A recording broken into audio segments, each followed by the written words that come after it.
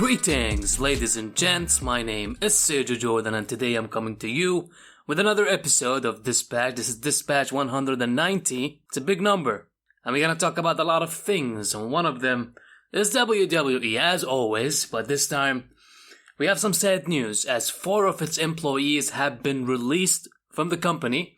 R. Anderson, who has been a backstage agent, and 3 other wrestlers, Ty Dillinger, Hideo Itami, and TJP.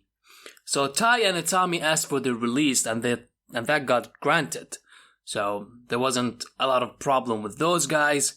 But with the case of Ty Dillinger, I was really surprised, as the guy was kind of in a role, like not big important role, but it was in a role that many people liked, with the Perfect 10 gimmick. Whenever he came out, he had at least a little pop of people caring about the guy. But they had nothing for him, the old trick, the old sentence that they always say, creative doesn't have anything for you, which is a shame, because I liked Ty Dillinger. I thought when he was in NXT, even before the Perfect 10 gimmick, when he was a tag team with Jason Jordan, I liked those people together, and even from, OVW days, whenever you saw him, on those tapings, you were like, you know what, this guy has something in him. Coming to the main roster, we always thought that this guy can be something on the main roster. I will never forget the time that he came out as number 10 in his first Royal Rumble. I thought that was a great point in which, the crowd really seemed to be behind him, and everyone just said, we want Ty Dillinger to come out at number 10.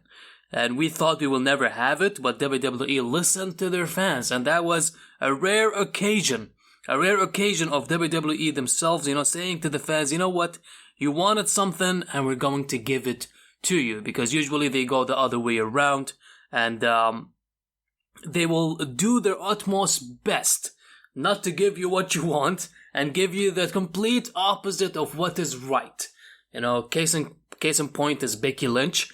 They're trying to do that now, but you feel like the girl, especially Becky Lynch, being in the main roster, and the main event, the main roster is taken over my mind for some reason.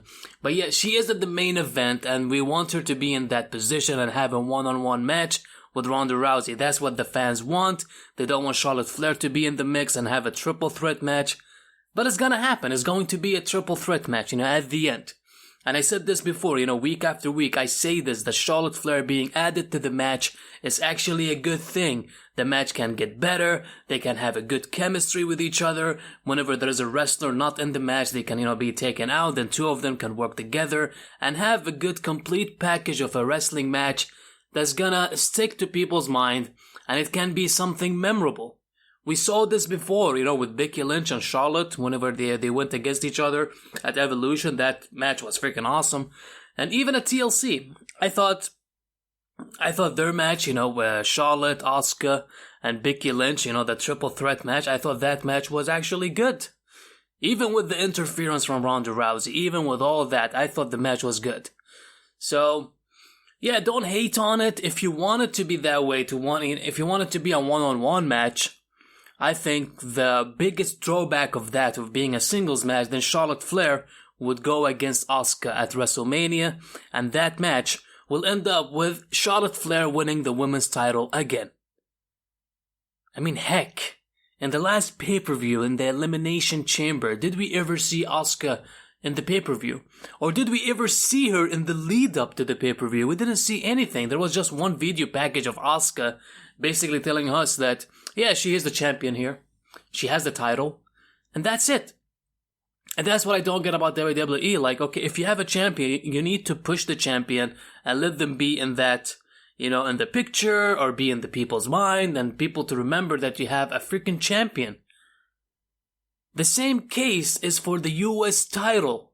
We don't know where the US title goes from time to time. With Shinsuke Nakamura, when he was the champion, we never knew about the guy, and there was nothing significant about Shinsuke Nakamura when he was the champion. And now R-Truth is the champion, and we don't see the guy at all on SmackDown. It's a shame. It's a big shame, because I think Asuka is very talented, and I think Asuka is one of those that can, get what it is and get the wrestling aspect of it very well in the ring. in which not many other female superstars can do. So yeah, let's go back to our main topic, and that's, Tye Dillinger being released. Cody Rhodes, he was on one of the podcasts. I forgot what was the name of the podcast. It's just, it's bad reporting from my side. I apologize. He was in one of the shows. He talked about Tye Dillinger. He said Tye Dillinger can be a great addition to any roster. He was with him in OVW, and he got called up to the main roster because he was the son of Dusty Rhodes. That's it. That was the main reason for it. And this guy was better than him. He taught him how to wrestle, and he loves the guy. So he's saying that Tye Dillinger can be a good asset in any company. Does that mean he's going to AEW? I don't know. I mean, Chris Jericho, not too long ago, he talked about this. He said, hey, not every wrestler that you guys don't want, we want them to join AEW. I totally agree with Chris Jericho. That doesn't mean if a guy is leaving a company, they're gonna go straight to AEW. That's not how it works. Because I think the best place for Tye Dillinger would be Ring of Honor. He can go to Ring of Honor, he can be a big superstar there, and they can work on the guy, and maybe a new gimmick. I think the Perfect 10 gimmick, people would still remember the guy as the Perfect 10. I'm sure when he shows up in the indies, the crowd will still chant 10, 10, 10 at him. So he should just change it in a way, like change the gimmick. I don't know, Perfect 10. Maybe he can call himself the Perfect Score, and that's 10 out of 10. Or, in wrestling, it's like 5 out of 5, because, the stars ratings and stuff. But yeah, he could, change it a little bit and make it something similar to what he had in WWE, and people will go behind him. I think he will have a great career when he goes to Ring of Honor, because they need guys like him who are over with the fans and a great babyface. That's what Tye Dillinger is. He can work in Impact, but I don't see anything in Impact. Like, for me, I like to report their shows, but I can't find it. They're on Pursuit, they are on Twitch. Like, if I really wanted to watch Impact, I should stay up until, our time in Dubai. The show starts at like 7 a.m. in the morning, and it's a weekend for us. It's a Friday. So I have to wake up at that time to watch the freaking show on Twitch, and it's freaking 2 hours. And then you see this, look, I love the wrestling, especially from the Lucha Bros, LAX, Eddie Edwards, even though people hate his gimmick, but I like it. I think he does great, and he's a great wrestler, so I don't mind it. Moose is a highlight in Impact. I think his promos are one of the highlights in Impact. He is a great promo. I don't know why, but I freaking love his promos, the way that he talks, his swag, he's freaking amazing. And you have Johnny Mundo. Now I think he turned heel. I don't know why. And his wife, she's the knockout champion, Taya Valkyrie. And they're both heels now. It's like, what the fuck? What happened here? Because he was the top babyface. And now I think Brian Cage, he's the top babyface. Anyways, I just saw on social media that LAX stole the masks of Pentagon Jr. and Phoenix. I mean, Impact, they're back to their old shit. They just want to grab attention. And they made a headline with that. Like, oh, LAX, they stole the masks of the Lucha Bros. What does that mean? I was like, what the fuck? Like, give me matches with these two teams and a believable storyline like they were doing at the beginning, with them doing like a competition thing, going back and forth with the titles. I would love that, but to make shit or to do things just to grab attention, I don't like that. I guess that's my brief review of Impact. Yeah. So, TJP, he didn't ask for his release. So, Hideo Itami, he asked for his release, and he got granted because apparently he's going back to Pro Wrestling Noah. And I think when he goes back to Japan, he will be a big star again as Kenta. He was a huge superstar on the Indies before he went to WWE. And there are people who don't know about his history. This guy has a rich history in wrestling, guys. So whenever someone comes to me and say, hey, what does Hideo Itami have? I was like, fuck you. What do you know about Kenta Kobayashi? This guy is a freaking legend.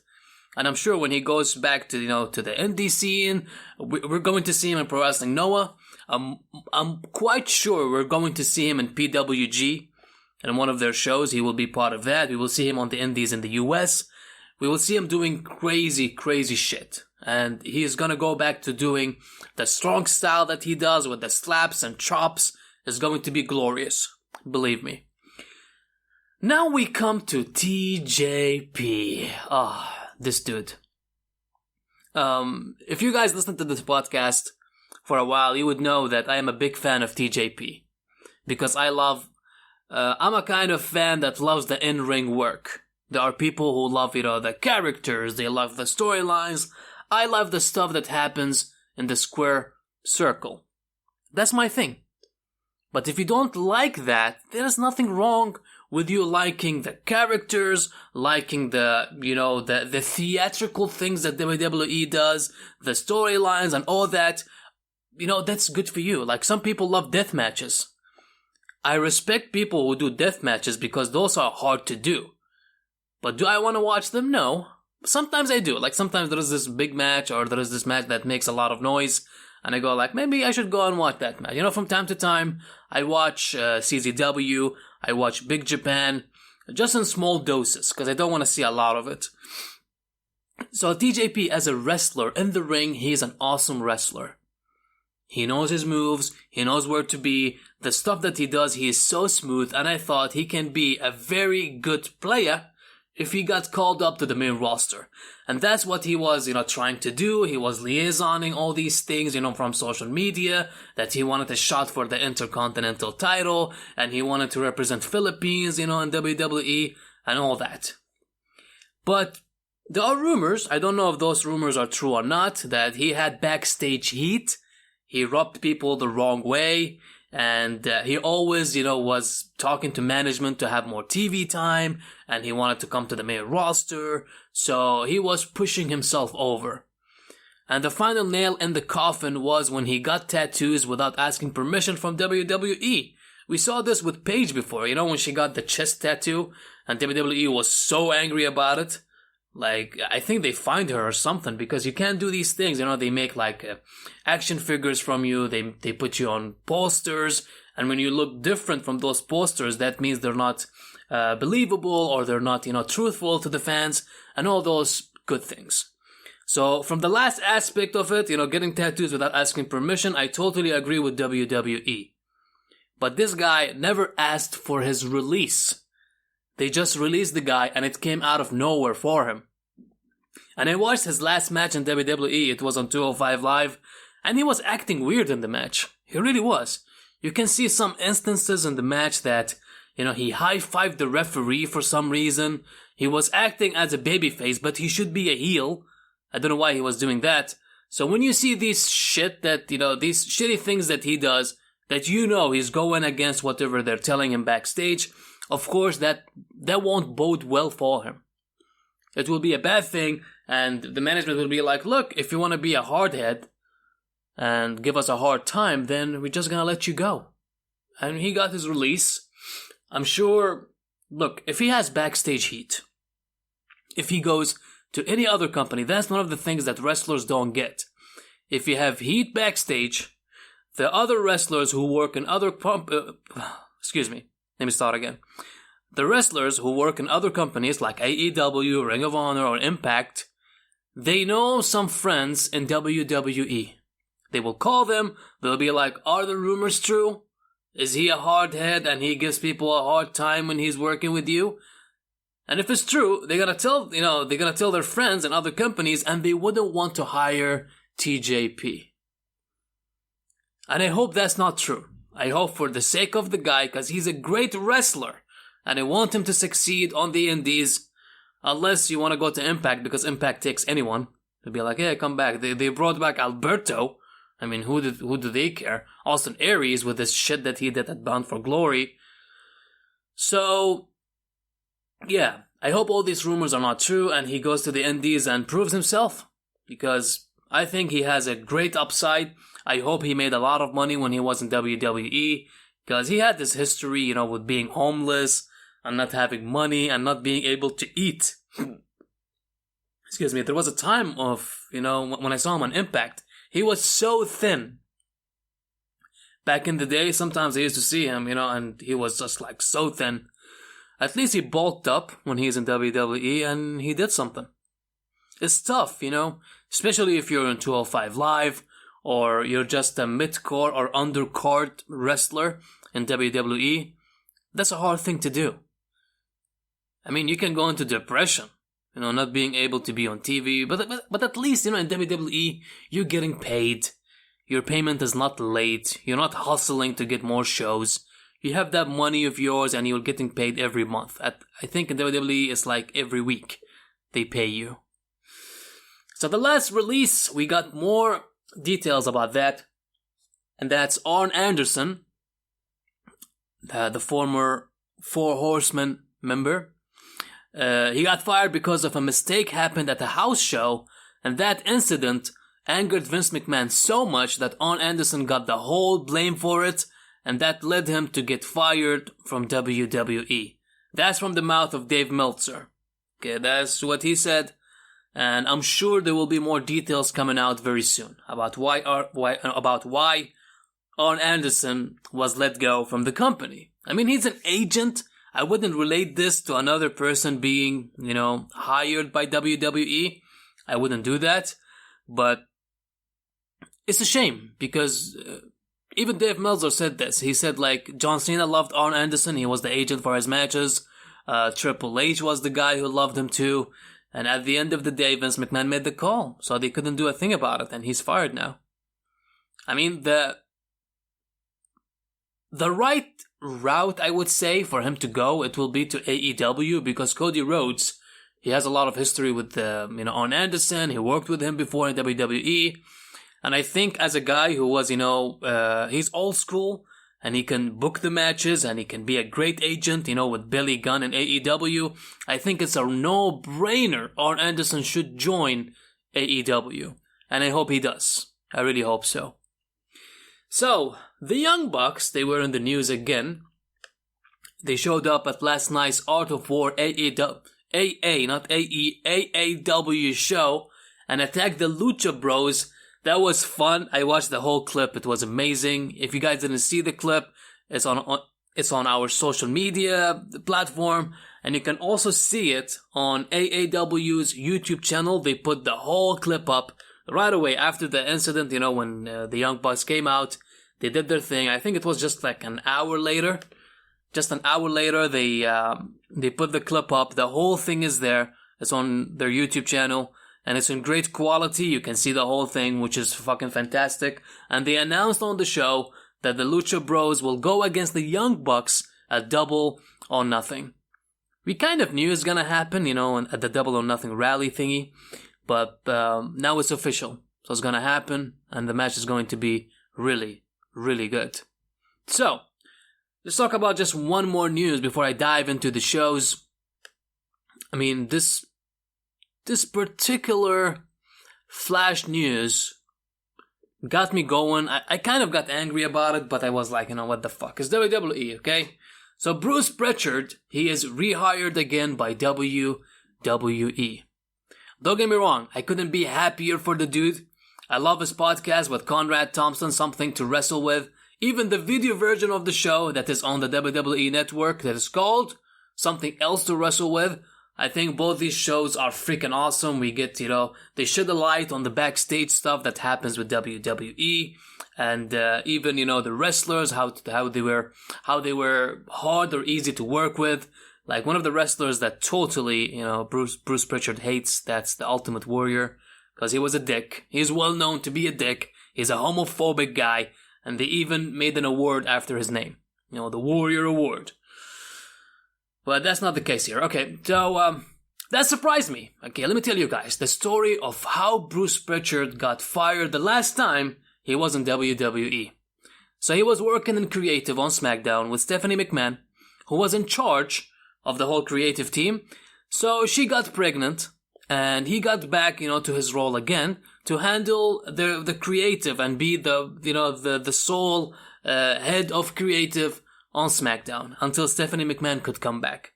So the people who would work, under Bruce Pritchard, they loved working with him because he was flexible. Even like anyone came to him with ideas and creative ways to do things, he would tweak it and make it right and then make that happen. So he wasn't against anything. Like, he wouldn't just say no to everything. He was like cool with everyone. So everyone just enjoyed working with Bruce Pritchard. He listened to everyone, solved most of their issues, and as I said, made even some ideas better. So time goes by and Stephanie McMahon comes back. She gives birth and she comes back. And now the creative team got used to Bruce Pritchard being in charge and being easy to work with. And Stephanie McMahon comes back, so they think that it's the same way back. You know, they go to Bruce Pritchard, we want to do this, we want to do that. But that wasn't the case. He used to tell them, look, you need to take permission from Stephanie McMahon now. It's back to how it used to be. So Stephanie McMahon didn't like that. She was like, Bruce Pritchard, he's trying to change our ways. He wants to make something new or something different for, this creative whole fucking team.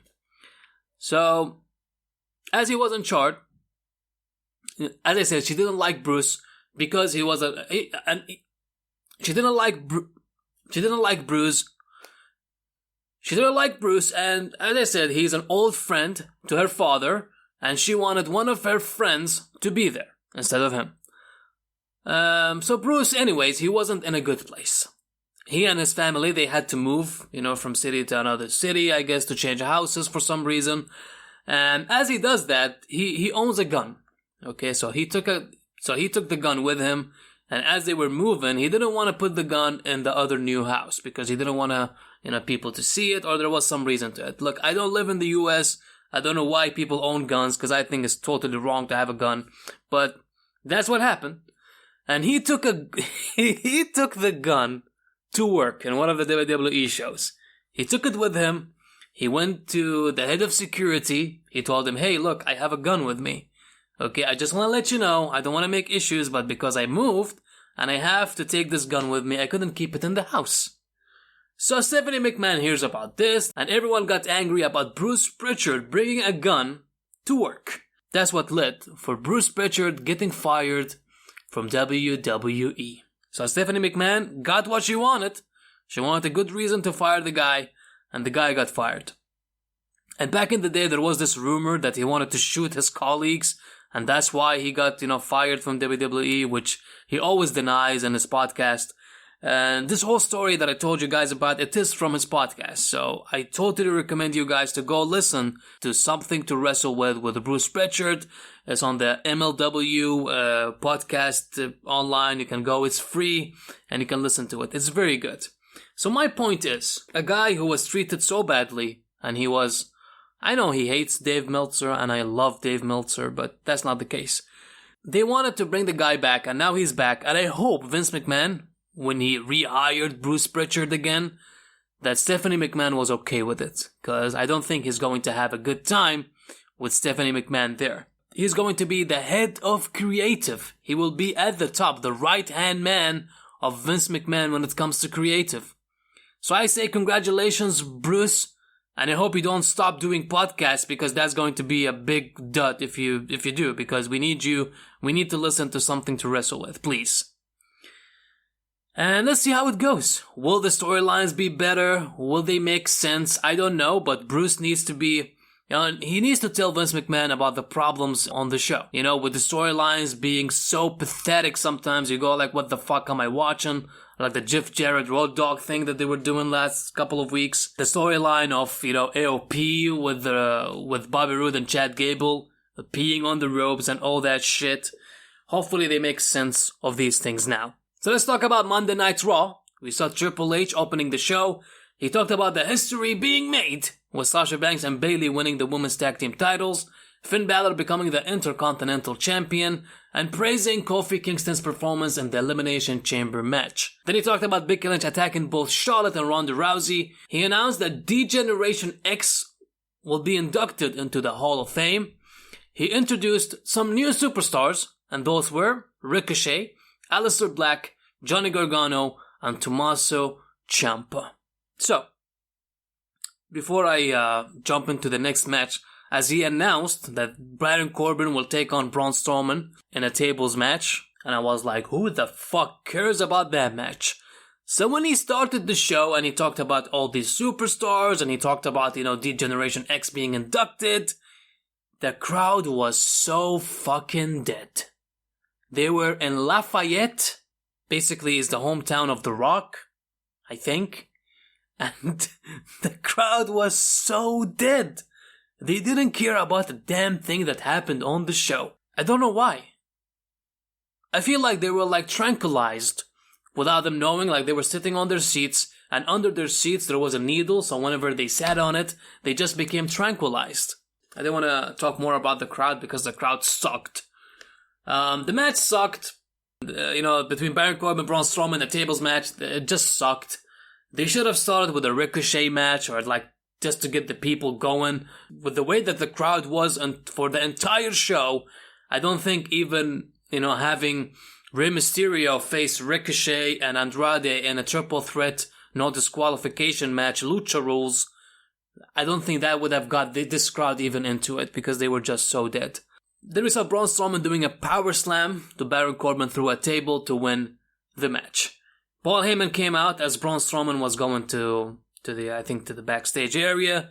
He saw Paul there. He was about to attack him, but he let him go. So Paul Heyman said everyone is jealous of Brock Lesnar. They showed a video package of Seth Rollins and Brock Lesnar's story, and Paul Heyman was narrating that video. We see Finn Balor interrupting Paul Heyman, and when they went to the break, Paul Heyman just vanished. So Finn Balor said, he talked about the lineage of the Intercontinental title. He talked about Razor Ramon, Shawn Michaels holding the titles, until Lio Rush interrupted him. Lio said Finn Balor doesn't deserve to be the Intercontinental Champion, but Bobby Lashley does. Bobby Lashley attacked Finn Balor from behind. They both attacked Finn until Ricochet came in for the save. And he was awesome here. It was fucking amazing. So after the break, they have a tag team match. And we see Ricochet and Finn Balor winning against Bobby Lashley and Lio Rush in a good match. I liked the match. It was a total showing for Ricochet, as the match started good until Finn Balor was selling for like forever. The Ricochet got the hot tag. After a double stomp, Ricochet ran wild and he got the win with 6:30.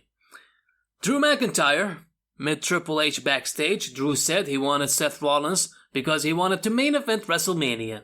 Dean Ambrose interrupted. He said, "What about me?" He slapped Drew, and Triple H then asked Drew McIntyre, does he want Seth Rollins or he wants Dean Ambrose? Drew chose Dean. Zack Ryder and Kurt Hawkins lost to the Lucha House Party. Kurt Hawkins can't catch a break. Heavy Machinery, they did a promo by the entrance, as Otis said, "Shakes and waits, Takei." Lacey Evans came out just like Elimination Chamber. She walked out, and as she was walking, she walked back again, looked at Heavy Machinery. Then Heavy Machinery did what Lacey Evans did, walking, and then they came back. They walked around Lacey Evans, and Lacey Evans was smiling. So I guess they're going to be a team now of some kind. I don't know how I feel about that, and there are rumors of Lacey Evans being pushed to the moon. She's going to be the next Charlotte Flair and everything, that shit, that whatever. But with her being with Heavy Machinery, I don't think she's being pushed, guys. Okay? And Lacey Evans going against Asuka and winning at WrestleMania, that's a fucking mistake. We don't want to see that. We don't need to see that. Give us someone good to go against Asuka at WrestleMania. And you already have a couple of superstars that can fill that spot. You really do. If you don't have any, just like NXT, you brought up 4 guys, right? Bring in some girls. Give us Kairi Sane versus, fucking Asuka. That's going to be an awesome match. My future waifu, she's gonna get a great match out of Asuka. If not, you have Shayna Baszler. Bring up Shayna Baszler and let her have a match with Asuka, and it's going to be a clinic, a classic. It's going to be one of the best matches on the fucking show. We don't need to see Lacey Evans versus Asuka. For God fucking sake. Anyways. The Revival versus DIY. This was fucking awesome. This was just reminiscing from the NXT days. They did everything crazy that you can think of. We saw an awesome Tornado DDT on the Revival, a triple German suplex from Tommaso Ciampa, a knee strike. The crowd didn't give a fuck about the match. We saw a slingshot DDT for a near fall, then a DIY combination tag team maneuver finisher for the win. have no idea what they just said. But the match was freaking awesome. The first women's tag team champions, Sasha Banks and Bayley, they came out. They had a moment with the fans talking about how much it meant for them to win the tag team titles, and I believe them, because I know they love wrestling and they love to be champions. Nia Jax and Tamina interrupted. Nia was awesome here. She said, the love fest between you two is nauseating, and the luck is over. They tried to attack the champions, but they backed off. So it seems like Nia Jax and Tamina will be facing Sasha and Bayley for the tag titles very soon, maybe at Fastlane. They're gonna have the match. Because I thought it should go to the Riot Squad, because they had an awesome showing at the Elimination Chamber. I mean, that dive that they did from the top of the pod, that was fucking amazing. I thought this should be the first team. And at WrestleMania, we're going to get Lita and Trish Stratus to go against Sasha and Bayley. That can be a great match. Nia Jax is great. Look, I know with her face breaker gimmick and, injuring her friends and her colleagues, we get so angry about it. But this role of Nia Jax, where she just doesn't give a fuck, and she talks just like a normal girl, is fucking amazing. I hope the in-ring work improves while working with Sasha and Bayley, and I thought they had a not bad showing at the Elimination Chamber. Just that spot when she went into the pod, she ran into it, and Bayley wasn't even in front of her, she just ran into it. That didn't look good, because I thought Bayley should at least stand in front of Nia, and then when she's close, she can move away, and then Nia can go into the pod. But nevertheless, I thought Nia Jax and Tamina in the Elimination Chamber match, this will be controversial, but whatever. When they came into the match became good. Because what was happening before that, it sucked. So, props to Nia and Tamina. Seriously. They showed a video package of DX being inducted into the Hall of Fame. It was just, back in the day, shots from the best stuff that they did back in the day in the Attitude Era. And that took me down memory lane, man. That was like, it gave me chills, I got goosebumps, and I was like, fuck, I can't wait to see these guys get inducted, especially Chyna. We have been talking about Chyna for a while, for her not being into the Hall of Fame. When Triple H talked in the Stone Cold Steve Austin podcast thingy they did on the WWE Network, he talked about, you're right, but what about kids? When they Google Chyna, they're gonna see those videos of her. Like, whatever, dude, come on. Like, people make mistakes, and it happens. It's fine. And now she will go into the Hall of Fame, and I'm so happy about this. So, just let me say, suck it! Sorry. Drew McIntyre defeated Dean Ambrose in a quick match. Drew was pissed after that slap from Dean Ambrose backstage, so he won the match with 2 Claymores. At least it was 2. So for those of you who are angry about Dean Ambrose being jobbed out, yeah, he's leaving WWE. So of course he will be jobbing out. He will put other guys over. I'm sure he's happy about it to put other guys over. So it's not a big deal. It's fine. Let him lose matches, and when he leaves WWE, he will be in a better place. Double or Nothing versus Cody, that can be a great match. Elias was about to perform, but he got interrupted by Aleister Black. He told Elias that he will fade to black, and that's what happened. He won the match with the black mass. It was a fine showing. It's Elias. Elias is not like he's Kazuchika Okada. He's Elias. He just knows how to sing, and he sucks at wrestling. That's what he is. And in the main event, we got Ronda Rousey retaining the Raw Women's title against Ruby Riott in a squash match. Ruby was on offense a lot in the match. We saw a crossbody from the top rope to the floor from Ronda Rousey onto Sarah Logan and Liv Morgan. That looked kind of botchy, but it was cool to see her, take risks. And at the end, she won the match with the cross arm breaker. I think that was the move that she used, yeah. The match was good. It was like much better than the match that they had in Elimination Chamber, which was like under 2 minutes. This was some good stuff. So SmackDown Live, Shane McMahon started the show. He talked about the NXT stars who made their debuts last night. He was so impressed that he wanted them here tonight. All 4 of them, Ricochet, Aleister Black, Johnny Gargano, Tommaso Ciampa, will be in action on SmackDown. Then The Miz interrupted. He admitted that he used Shane McMahon. He knew Shane could relate because of his dad. His dad told him he was proud of him that night he won the tag team titles. That was the first time his dad told him that. Then he said he let Shane McMahon down at the Elimination Chamber. He knows there is no automatic rematches, but if anyone can do that match, can make it happen, it's Shane. Oh my god. I'm fucking over it, you know? These two guys who can't wrestle, they were the tag team champions, and they have awesome teams on SmackDown. Imagine that. Then the Usos came out. Of course, they made the Usos tag team champions at the Elimination Chamber after Jimmy Uso got caught being drunk driving and wanting to fight a cop, something like that. So they rewarded them with the titles. They said Shane should forgive Miz and they would give them a rematch. However, they know Shane doesn't want the rematch because the Miz is a joke, a failure, and a fraud. He's a wannabe A-lister with C-list skills. They told him to find another partner. Shane told them not to disrespect his partner. He agreed to the match. It will take place in Miz's hometown at... where's Miz's hometown? Isn't it like Ohio? No, it's Cleveland, Ohio. Cool. At Fastlane. So, it's gonna happen. The Miz, Shane McMahon versus the Usos. I hope this match will be better than the match they had at the Elimination Chamber, because that match wasn't that... the match was fine. It was quick. They just focused on the positive of Shane McMahon doing coast to coast, giving an elbow from the top row through a table, doing all those shit. Yeah, it wasn't fine.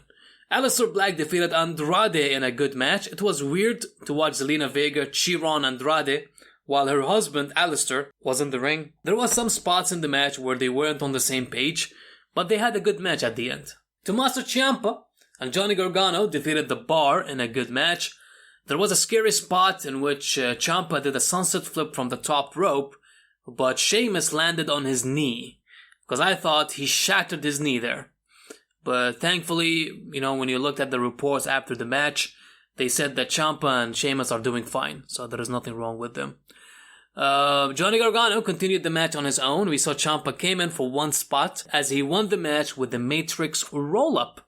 Wow, 2 wins for DIY on Raw and SmackDown. Johnny Gargano is no longer the NXT North American Champion. I will come to that later in a second. Kayla Braxton interviewed Asuka in the ring. Kayla said that fans are talking more about the Raw Women's Champion Ronda Rousey. She wondered if Asuka felt lost in the shuffle. Lost in the shuffle? You serious? She is lost from planet Earth. She is lost from TV. Even lost from the people because they can't see Asuka on their fucking shows. Asuka said she's ready for the next challenger. She beat Charlotte Flair and made Becky Lynch tap out. She wants to know who's ready for Asuka. Mandy Rose came out and she defeated Asuka after faking an eye injury as she sent Asuka throat first into the ropes and rolled her up for the win. So most probably we're getting Mandy Rose versus Asuka at Fastlane for the SmackDown Women's title. But this match was supposedly slated for Naomi to get the title shot, but after her boo-boo with Jimmy Uso, they changed the plans. And yeah, in the middle of the match, we saw Lacey Evans coming out. She walked to the ring and walked back. Like, what the fuck? Ricochet defeated Eric Young. Eric Young was bleeding from the head, but by the end we saw Ricochet winning the match with a 630. It was a good showing. I mean, Eric Young really put over Ricochet. The main event was a 6-man tag team match with Jeff Hardy, Kofi Kingston, and AJ Styles going against Daniel Bryan, Randy Orton, and Samoa Joe. Daniel Bryan, before the match started, he said he won't face any of these guys anymore because he beat them all at the Elimination Chamber. Daniel pushed Kofi Kingston from the top rope. We saw Randy Orton backdropping him on the announcer's table. An RKO got denied by a sidekick. Then a running knee that countered into a Pele kick. We saw a trust fall from Kofi, a trouble in paradise, and Kofi pinned the WWE champion. After the match, Shane McMahon came out. He announced that Kofi Kingston will face Daniel Bryan for the WWE title at Fastlane. Wow. So they're going with it, man. I mean, Kofi Kingston was so over at the Elimination Chamber. They did such a good job with the guy, you know, staying in the match so long. And Kofi, man, He's gonna get this title shot, but don't get too excited because he's not winning the title. He's gonna lose to Daniel Bryan at Fastlane, but it's a good showing. Like, it's a good thing to give these guys a chance to go for the title. But the problem is we get excited. We go like, yeah, what if Kofi wins? The same thing happened to Rusev. I think he went against AJ Styles in one of those pay-per-views. Was it AJ Styles? For a WWE title? And he lost. We got so excited. Oh, Rusev is gonna win the title. But it didn't, so I don't have high hopes for this. But I think this match between Kofi Kingston and Daniel Bryan is going to be an awesome match. So this week on SmackDown, they already announced 3 matches. Johnny Gargano versus Cesaro in a one-on-one match. Aleister Black and Ricochet, they go against Shinsuke Nakamura and Rusev. And also there will be a contract signing between Kofi Kingston and Daniel Bryan. Can be a good show. 205 Live, I will do a quick recap of 205 Live, NXT, and some New Japan shows that happened this week. The show started with Drake Maverick announcing a tournament to determine who faces Buddy Murphy at WrestleMania for the Cruiserweight title, just like they did last year, and some superstars they were going to have proving matches on the show tonight. I watched TJP's last match in WWE, in which I talked about in the beginning of the podcast that he was acting weird. He lost to Humberto Carrillo. The match was fine, the finish was kind of botched, but at the end Humberto won, which is a good thing. After the match, Drew Gulak and Jack Gallagher, they held Humberto up, and this may indicate that they're having an alliance very soon. Arya Daivari defeated a jobber. He did a promo on the city. Actually, he's a very good promo. He can talk well. And he made fun of one of their teams and a Super Bowl. And in the main event, I wasn't too excited about this, but it turned out to be a great match. Mike Kanellis and Cedric Alexander tore the house down. We saw a spinebuster on the ramp that Alexander sold the shit out of it. Then a super kick into a twisting DDT for a visual 3 count, but the referee waved it off as Cedric Alexander raised only his shoulder from the mat. Maria came in the ring to celebrate with Mike, but out of nowhere we see Cedric Alexander doing a lumbar check and winning the match. So next week, in the first round of the tournament, we're going to see Kalisto facing Tony Nese, the Brian Kendrick facing Drew Gulak. Both these matches are going to be awesome. So I look forward to 205 Live, even though now that they taped 205 Live after SmackDown, still the crowd are not too much into the matches. Like how I wish 205 Live was live before SmackDown. You can make it live before the show. There is no problem, no issues doing that. But I don't know why Vince McMahon wants to make it after SmackDown. He has his own reasons. What it is, I have no idea. NXT, Aleister Black defeated Roderick Strong in a very good match. It was fast-paced. Roderick Strong was doing his own thing. You know, he's the messiah of backbreakers. He was breaking backs throughout the match. But at the end, Aleister Black won with the Black Mass. Mia Yim defeated Xia Li. The match was there. The important stuff happened after the match as the 4 horsewomen attacked 3 of them. I guess the MMA, the MMA horsewomen. 3 of them attacked Mia Yim, much like they did to Aliyah and Vanessa Bourne on the previous episode. We saw Mia Yim trying to fight back, but it didn't work. Then the other NXT trainees came in and they all fought with each other. This storyline here with the girls, coming in and fighting each other, I feel like there is something missing from the women's division. Like, they have awesome wrestlers. They have, like, Kairi Sane, Io Shirai. They have they have Shayna Baszler. Bianca, she's cool. Mia Yim, she's not bad. Maybe she's like a better one of them. But other than that, who do they have? They don't have much girls at all. They need to bring more, established girls to be part of the roster. Jeremy Borash, yes, he showed up on NXT as he interviewed Matt Riddle. He asked him about, his style. Matt Riddle said, I know I came in with the suit, but I was wearing my flip-flops. I will be myself until they tell me to tone it down. But he wants to stay true to himself, and that's what he did.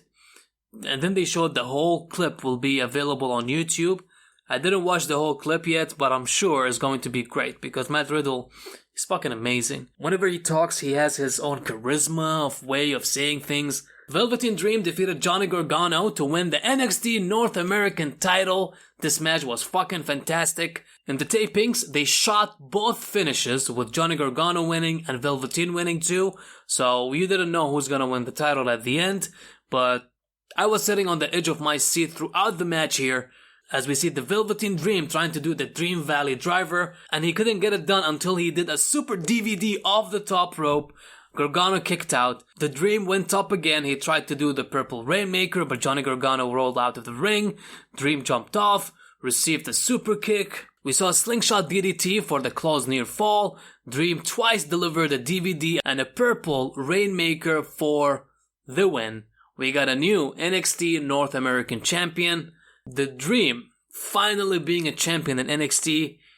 The brand is in good hands, guys. Even though the 4 top superstars are going to the main roster, there are other guys who can take the gold and continue what they do best in NXT.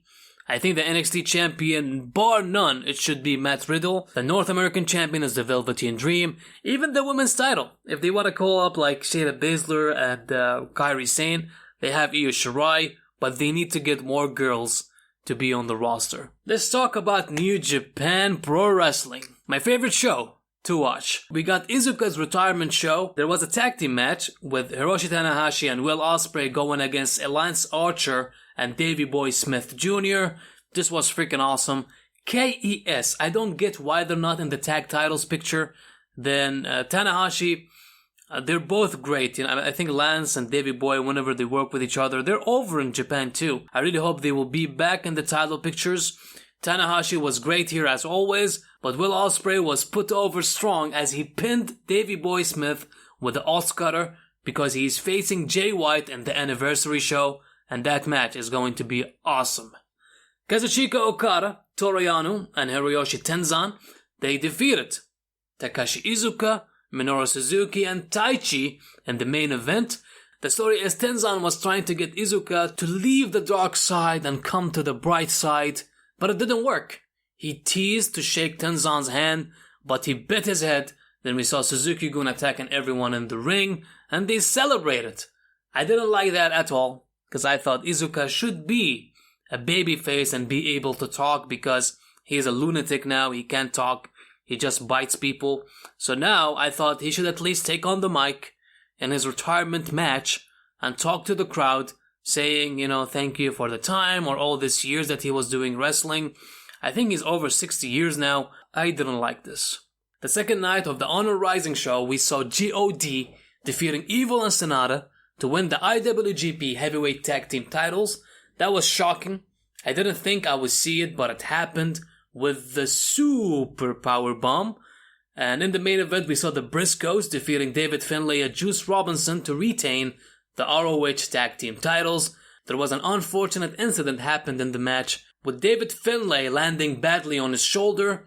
You can hear him tell the referee Todd Sinclair that his shoulder is separated, which led for the Briscoes to take it home and win the match. After the show, we saw the Briscoes challenging G.O.D. for a title versus title match at Madison Square Garden at the G1 Supercard April 6th. G.O.D. came out and accepted the challenge. This match will be freaking awesome, and I predict G.O.D. is winning both titles at Madison Square Garden.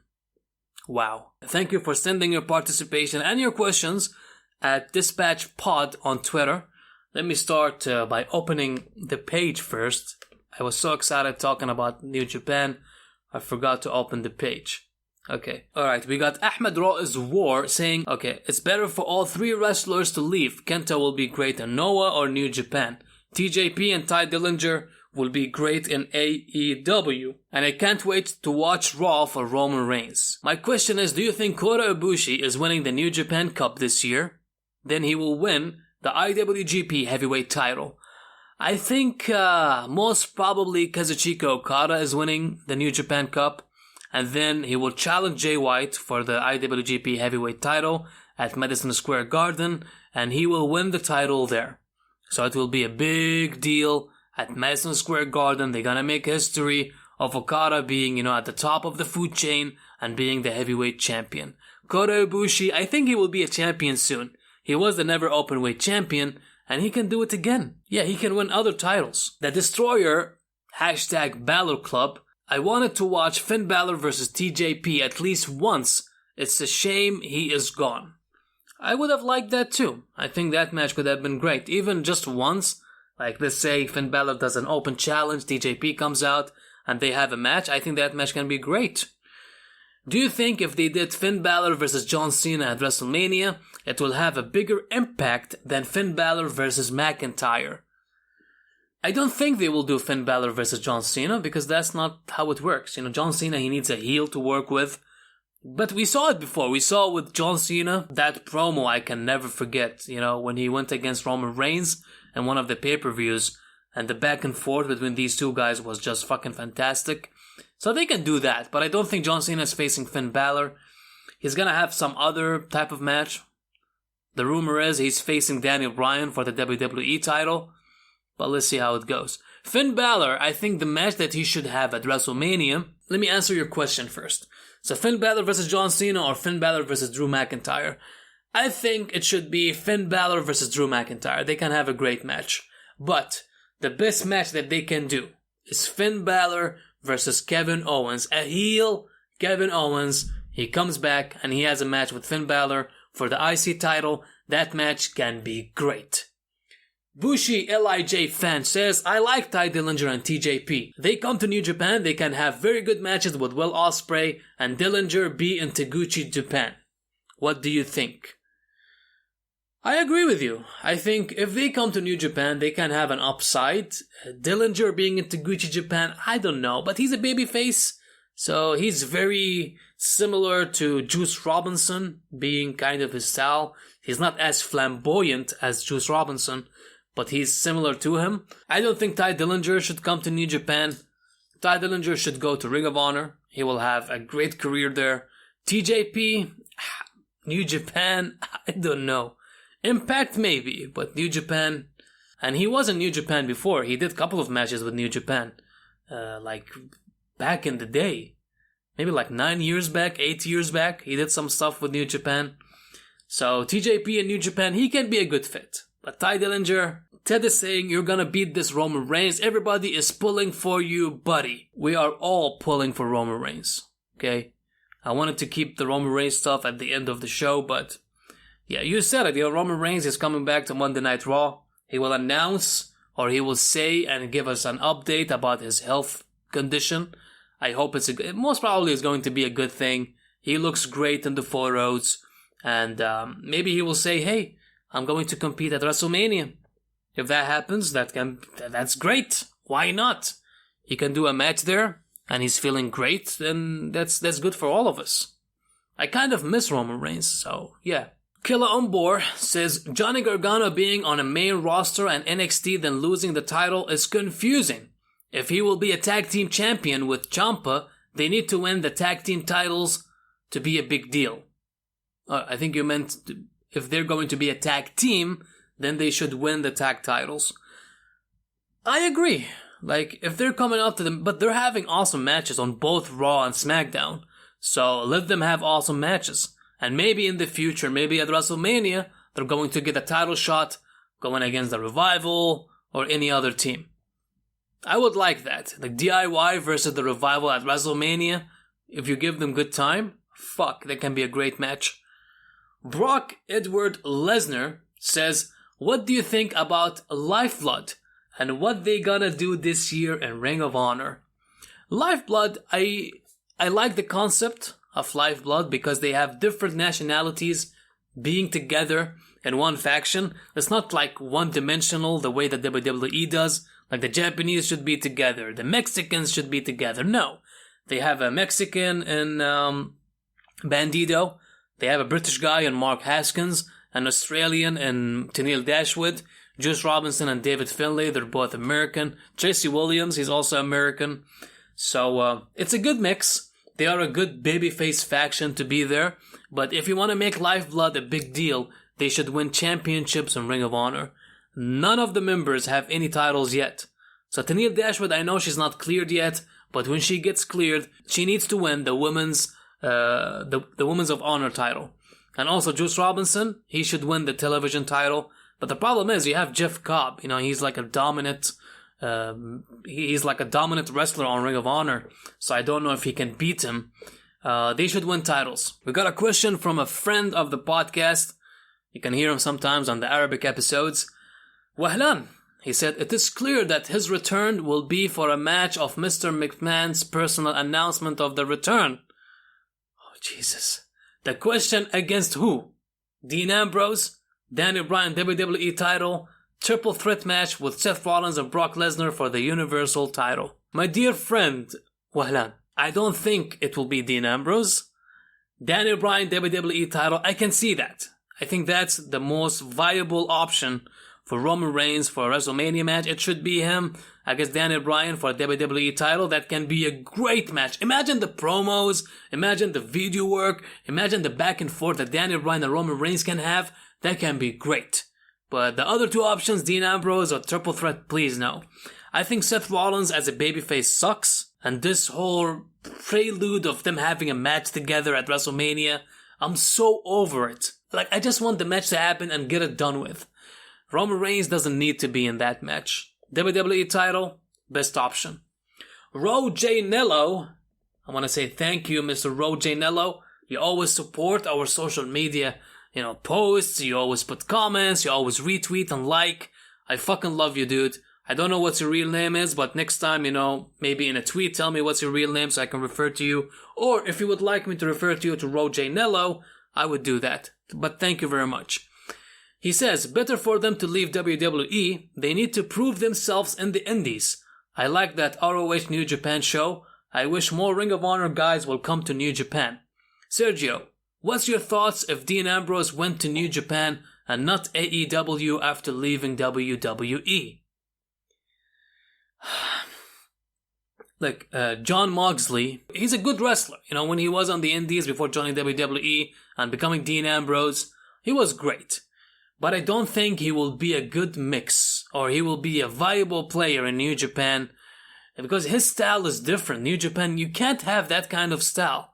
You need to have something, you either have to be a strong style wrestler or you have to be a technical wrestler or a high flyer. But Dean Ambrose, I feel like if he wants to succeed, he should go to AEW. That's the best place for him. He will go there, he will be a great star. He can easily be a main eventer, that's what he wanted in WWE. And he can be a good player there. But New Japan, no. Four Horsewomen, another person who is always supportive to our social media account, Four Horsewomen.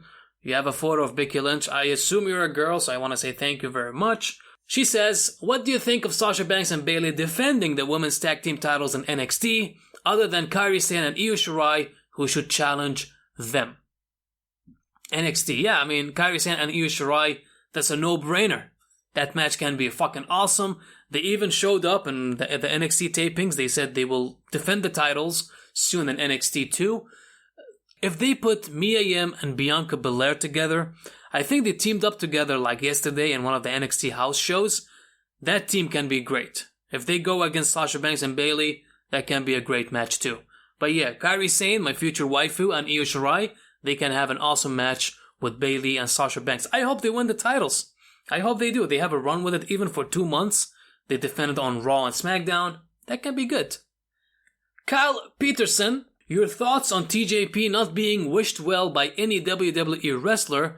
Isn't that a strong indicator no one liked him backstage? That's true. I talked about this at the beginning of the podcast. I said, the guy, assumingly he has backstage heat. I didn't see anyone. There was only one wrestler, and that's Will Ospreay, who said hi TJP. I think he wants a match with him. But anyone inside WWE, they didn't say anything about TJP. So that also further proves those rumors of him having backstage heat. Marina Ranim, she says, what do you think, or who do you think will face Asuka at WrestleMania? I wish Kairi Sane or Shayna Baszler. They both can have great matches with Asuka at WrestleMania. Everything indicates it's going to be Lacey Evans, which will suck. Hamad Al-Hammadi, he asked the question in Arabic. I'm gonna translate. EC3. His question is, why is EC3 not shown on the main roster? Because he is so talented and he should talk. I agree with you. EC3 is talented. He's a good talker, so he should talk more and not be a mute on the main shows. And at the same time, they should know what to do with the guy. Have a proper storyline. With Dean Ambrose, 1 week he was a babyface, the next week he's a heel, so we don't know what the fuck is going on. So, yeah. EC3 should be taken care of. But now with the recent call-up, the 4 top superstars in NXT being on the main roster, I don't think he has a place. It'll be tough for the guy. Elena Stacy, she asks, I only hope that Roman Reigns has good news this week, as I saw nice things from Matt Riddle too. Nice things about Matt Riddle? I don't get your point. Roman Reigns coming back, yeah, that can be great, but Matt Riddle, nice things? I don't know what you're talking about. I mean, some people say it's huge, but Dash Wilder is small and he's talking about Matt Riddle's junk. Are you serious? Let's see. Questions. No, that's, I guess, all of them. Yeah, just one more tidbit of the Roman Reigns situation. Or some people saying this is all a work. It wasn't a leukemia thing. They're working people up. I go like, fuck you. With that being said, guys, thank you very much for tuning in and listening to the podcast. Press a like and leave me a comment either on SoundCloud or iTunes. It's highly appreciated. Always and forever. Don't forget that you're one sweet